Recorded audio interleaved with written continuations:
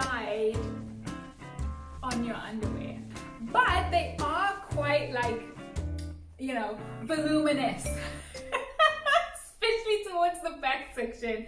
What is up, everyone? It's Carmen here from drcarmenjames.com, and thank you so much for tuning into this video, which is part one of a series that I would like to do about sustainable menstruation products. And so if you're one of those people who just landed here and you're wondering, oh no, I don't actually feel like this is the right conversation for me to be involved in, or why are we talking about menstruation publicly, or this is really not my issue, maybe I need to be somewhere else right now, I really would encourage you to watch this video, because normalizing menstruation and speaking about it openly is really something that we all can do to increase awareness around menstruation. And this is a very important topic because there are millions of menstruators around the world that actually don't have access to the menstrual hygiene products that they so desperately need. And talking about these topics openly really helps to shine a spotlight on these issues. But also in today's video and over the next few videos, what we are going to be looking at is the impact of our disposable menstruation products that we just so commonly use today and kind of don't even think about, how those negatively impact not only the world and our environment, but also our physical bodies. And so in this video, I'm going to be speaking a little bit more about switching from disposable pads. So I'm sure most of us are using these types of pads. So it's about switching from disposable pads to reusable pads. And so we're going to be talking about that today. And if you feel like, you know, this is really not a conversation that you want to be involved in, or like, you know, you're feeling uncomfortable, I would encourage you to stick around. And if you have ever considered switching from disposable pads to reusable pads, please stay tuned. Towards the end of this video, I'm going to be sharing with you my experience about using reusable pads. I specifically tried out the Hannahpad, so I'll do a mini review on those, and then I'll give you a few pointers about what you need to kind of think about, almost like troubleshooting tips if you've ever considered switching to reusable pads.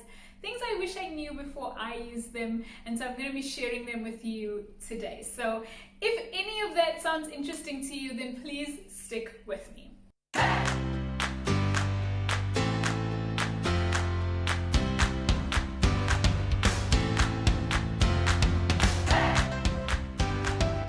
So firstly, why does menstruation matter? And why does speaking about menstruation matter? Well, as I mentioned earlier, there are millions of menstruators around the world that are struggling to get access to menstruation products that you and I may take for granted. So, for example, there are people around the world who are menstruating and missing out on work, missing out on school, simply because they're unable to manage their menstrual blood flow on a monthly basis. And so this has kind of like a ripple effect. It can affect the menstruator's ability to earn an income, to get the education that they need.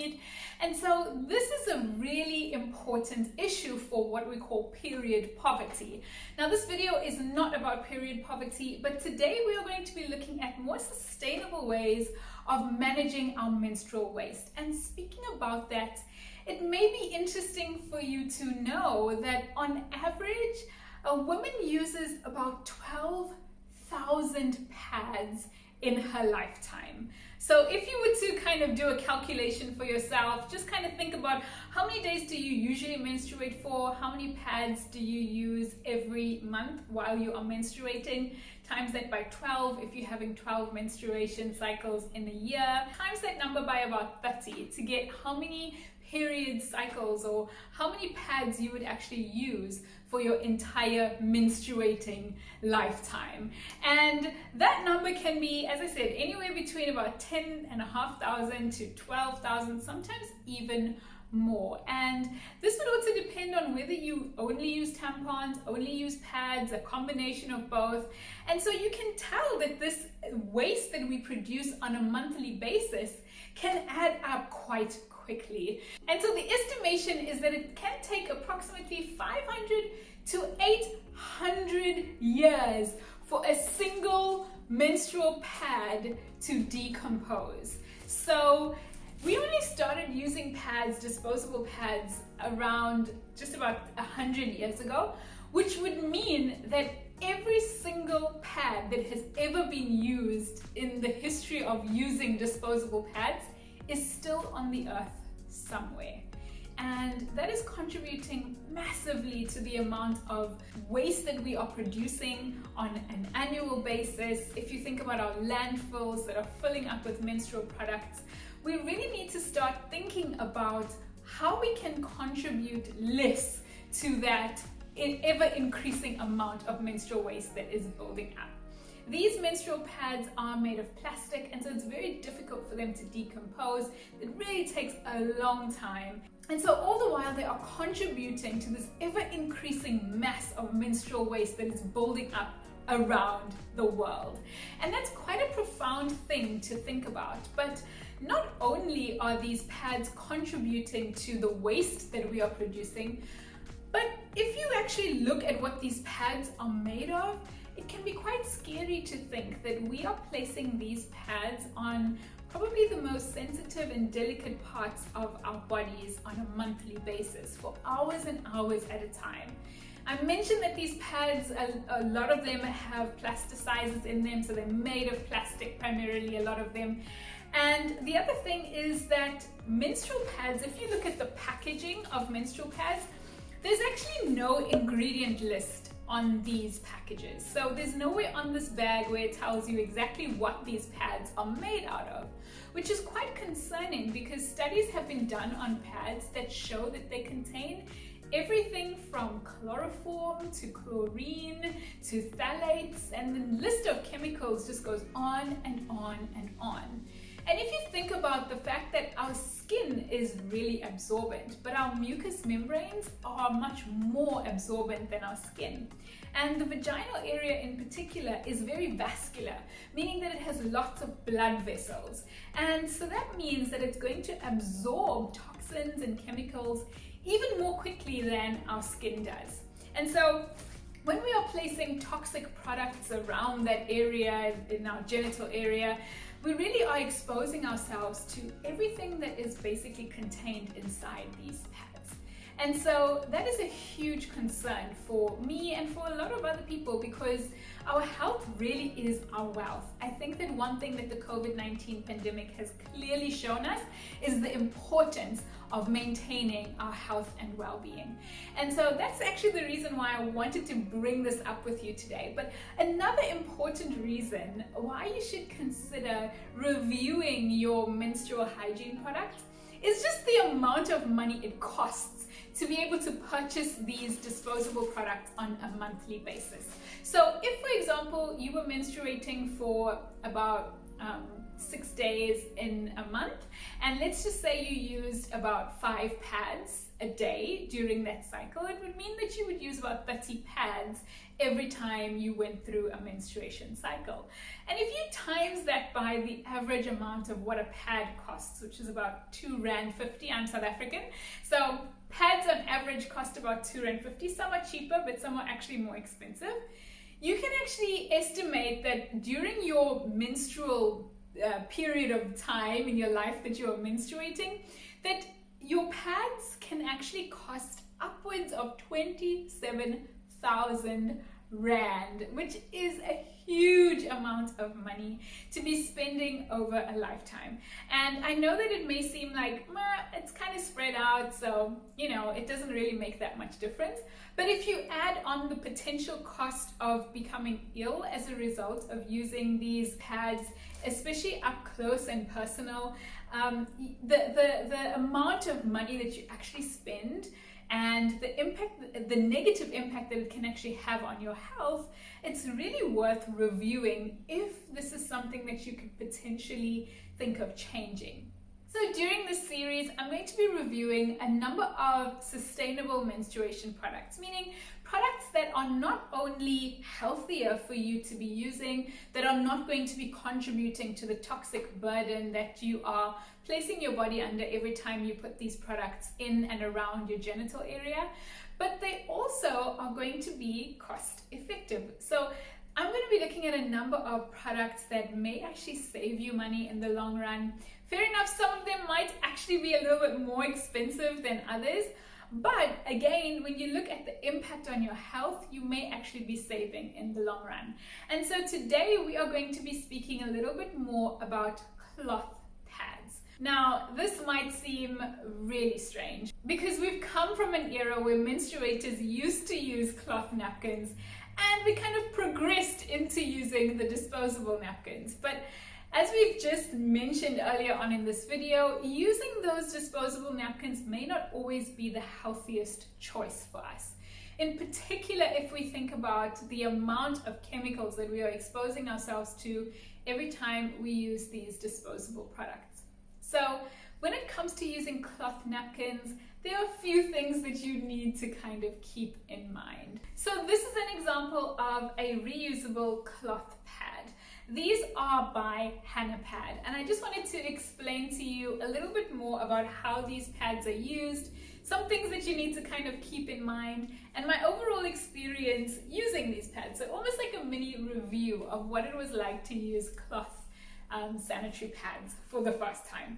So one of the things that is a very big concern about these pads, or was a big concern for me about these pads before using them, was the smell. I kind of just assumed that because they were cloth and that I would be reusing them, that they would eventually become like stank. So I was really worried about what these cloth pads would smell like. And interestingly, what I noticed is that compared to the disposable pads, the smell actually was much better using the cloth pad than it was using the disposable pad. So basically these pads are made with a few layers of fabric. In the middle, it's kind of thicker, so there's like a very clear area in the middle of the pad that is much thicker than the rest of the material on the perimeter of the pad.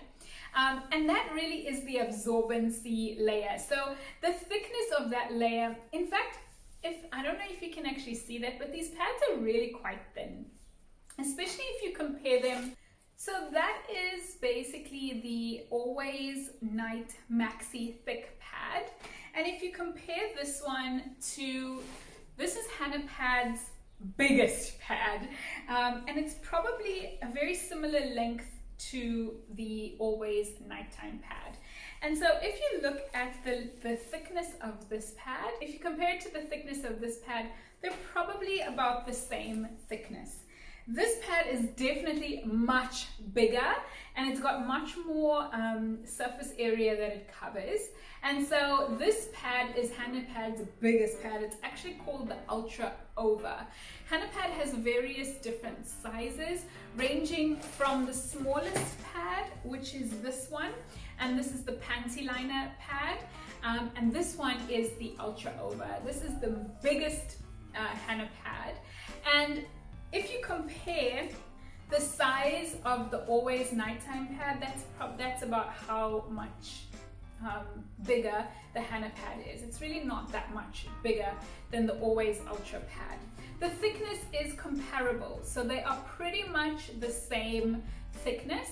With regards to the texture, the Always Ultra Pad definitely feels a little bit like rough on the surface, but the Hannahpads are so soft. They really, really are very soft. And so they feel almost like underwear when you're wearing them, because you don't get that like textured feel of a regular pad. So because it is fabric, it feels like underwear when you're wearing it. But they are quite like, you know, voluminous, especially towards the back section.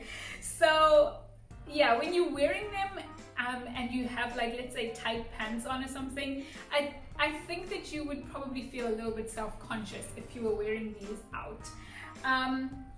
But again, there are multiple different sizes. So for example, this one is the Hannahpad in the medium size. Again, pretty much the same thickness. It's just that it's much smaller than this pad, which is the Ultra Over, the biggest size. So that's how the medium compares to the biggest size of the Hannahpad. So what was it like wearing these pads? Like I said, when you put them on, it feels like underwear because it's made of cloth. So it really doesn't feel like a pad itself. The back is a waterproof layer. So this funky pattern side is the waterproof layer, which prevents the pad from obviously soiling your clothing. The way you put these on, this part goes down on the underwear, and then on the wings, it's got like this press button clip that basically you just put it over your underwear and like that, and then you clip it closed, and then it just basically sits on your underwear. Important points to remember when you are using reusable pads. Point number one is wear snug fitting underwear. The reason is because unlike the disposable pads that have a sticky layer on the other side, these pads do not have an adhesive. So after you have clipped them on, so after you have clipped them in place, they can still, if your underwear is like loose fitting, they can still like slide on your underwear. So make sure that your underwear is snug fitting so that the pad doesn't slip and slide. That's like very, very important because if you are not used to wearing these, it's going to be really surprising when you're walking and the pad keeps shifting. Underwear that's quite snug fitting, then that's going to reduce the amount of movement of the pad. Now, obviously, it's not a good idea to wear extremely tight underwear because that can obviously lead to overgrowth of yeast and it can cause other infections. What I'm talking about here is snug fitting underwear so that the pad doesn't slip and slide. The other thing that you may want to try is wearing like tights underneath just to kind of keep everything in place. So another thing about wearing these pads is that you will have to wash them. Depending on the color of the pad on the side, it will determine how much or how little the pads will stain. So they will stain. It is actually quite common for reusable pads to stain, but there are some things that you can do to try and limit and reduce the amount of staining that occurs. So one thing that you can do is make sure that the moment you take the pad off that you soak it in cold water. So not hot water because blood has protein in it and protein stains will generally tend to be highlighted if you put them in hot water. So if you take the pad off and immediately soak it in cold water, it will reduce the amount of staining that you will experience on the pad. Now, using reusable pads is definitely not like using disposable pads because with disposable pads, once you take them off, you throw them away and you don't have to think about them ever again. But with reusable pads, you have to get up close and personal with them when it comes to maintaining them and making sure that you are keeping them and that they last for as long as they are meant to, which is on average about 3 years, depending on the type of pad that you are buying. Hannahpads usually last for about 2 to 3 years. So important is taking care of the pads. So what I generally do is take the pad off, put it in cold water so that it's able to soak and kind of lift all the blood out of the pad.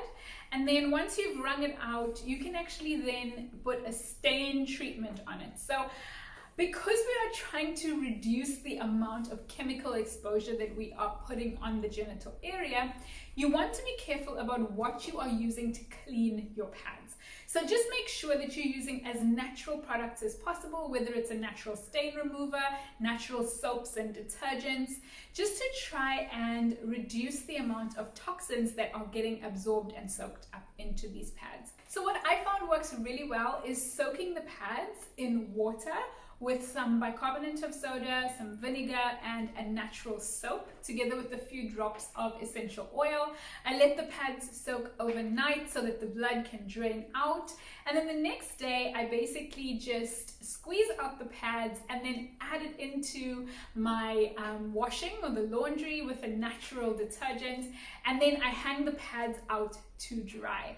Now remember that these pads are absorbent, they're going to hold onto water, so they can take a little bit long to dry, but usually it takes about 24 hours. It can take shorter than that if you leave them out in the sun to dry, but you want to make sure that you don't iron them and that you're not using any harsh chemicals on your pads when you are cleaning them. So I bought a box of Hannahpads. It's called the Take 5 box, which came with 5 pads, different sizes, and then I purchased an additional pad. So I have 6 pads in total, and I found that I'm actually able to keep on top of my daily pad changes when I have 6 pads available, because I use the pads in combination with a menstrual cup.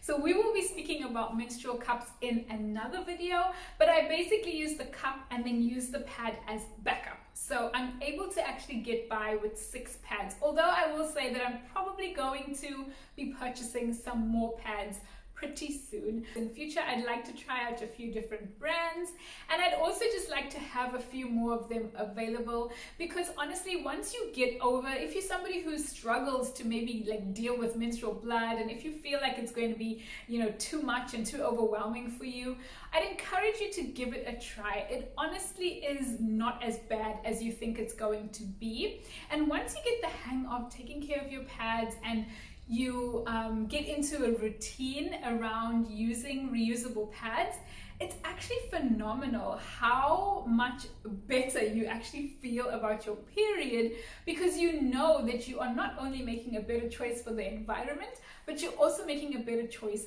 for yourself. And so of course there are some people who are like, but is this sanitary? Is it actually safe for me to be reusing pads? And the answer is, provided that you are taking care of your pads correctly, and provided that you are making sure that you're not adding harsh toxic chemicals to your pads, and that you're making sure that you are not only cleaning but also drying your pads thoroughly, then absolutely this is 100% sanitary.